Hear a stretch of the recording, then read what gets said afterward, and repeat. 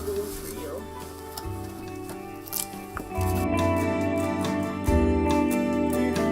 On the eclipse day, we got up at 3 o'clock in the morning. Was a small group of about 40 of us eclipse chasers. We chartered a plane from the Oslo airport, so we took the train from our hotel in Oslo out to the airport early in the morning. When we got there, the airport was closed. They had to open up security for us because normally they don't have flights that leave at 5 o'clock in the morning. I think our flight time was 5:30, was it, when we left? And then it was a 3.5-hour flight to Svalbard Island, 3 hours and 5 minutes.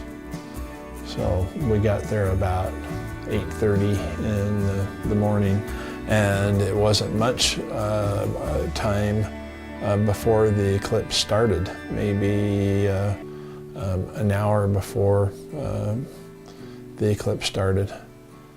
So we had a little bit of time to get our gear ready and get positioned, but it was good that we didn't have much time because it was cold. It was about 20 degrees below zero, and then it got colder during the eclipse when the sun went out. If you look on the globe of where Svalbard is, I had never heard of it before. There's really no reason to have heard of it. It's above Norway. It's kind of on the same latitude as the top of Greenland. So it's up in the Arctic Ocean. So what is your name? Marianne. So how long do you live here? For 1 year. 1 year. But my colleague, she has lived here for 12 years. Oh. I work in the science center that is just up there, the brown building. And us, we are the Svalbard Science Forum. We coordinate research up here. That's cool.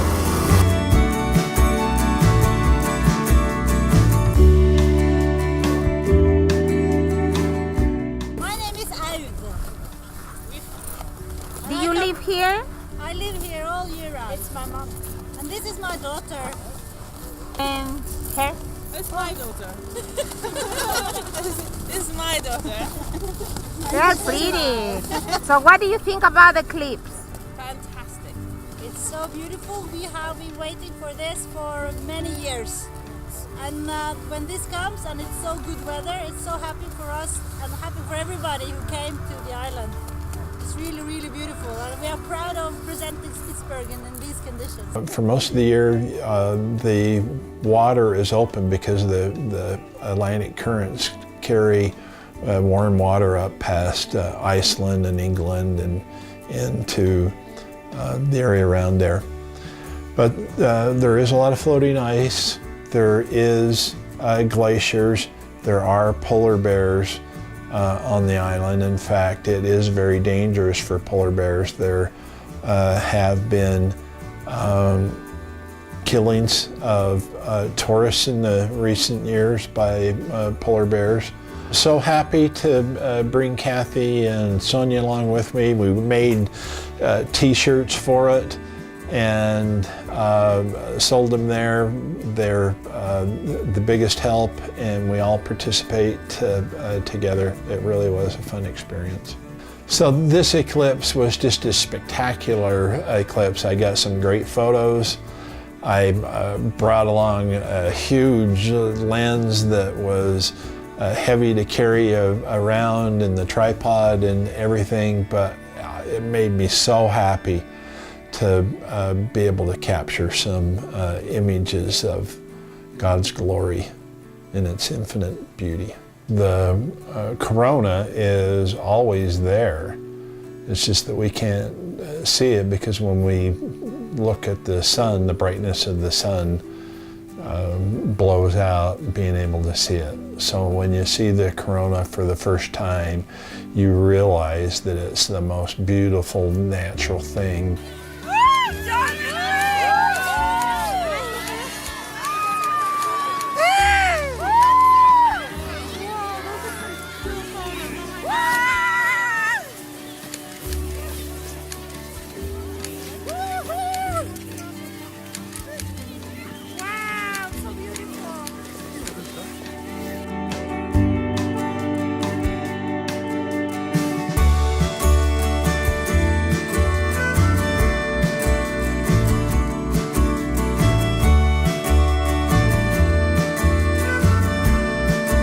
I've been to 5 eclipses. The 1991 eclipse in Mexico that we saw near Guadalajara, the 94 eclipse in Peru, the eclipse in 2010 was in Tahiti, and we went to Australia, number 4, in 2012, and Svalbard, Norway was the 5th one in 2015. The next one's Bali, next March 8th.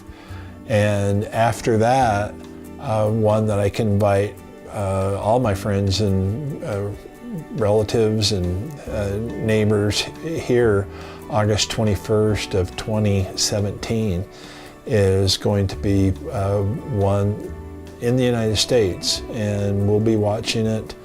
It's going to be fairly close. We're just going to Idaho up to behind the Tetons to Targhee to watch it. It's going to be really spectacular, so I invite you to see all what the hubbub is about.